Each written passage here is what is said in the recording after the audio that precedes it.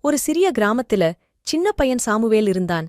அவனுக்கு நிறைய நண்பர்கள் இருந்தாலும் அவன் மிகவும் தனிமையாக இருந்தான்.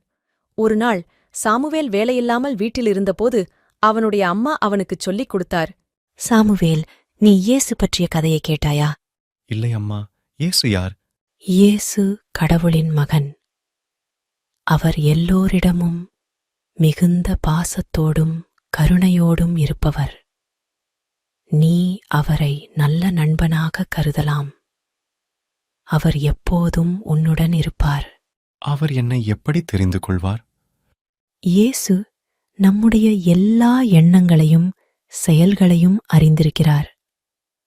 அவருக்கு நாம் என்ன செய்வோம் என்று தெரியும். நம்மை மிகவும் நேசிப்பவர். அன்றிரவு சாமுவேல் தனது படுக்கையில் அமர்ந்து கைகளை சேர்த்து பிரார்த்தனை செய்தான். இயேசு, நான் சாமுவேல். உன்னுடன் நண்பனாக இருக்க விரும்புகிறேன். எனக்கு உடன் இருப்பாயா?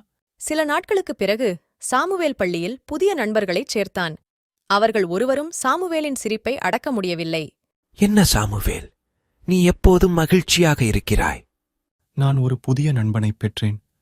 அவர் இயேசு. அவர் என்னை எப்போதும் நேசிப்பார். அந்த நாள் முதல் சாமுவேல் தனிமையாக மாட்டான்.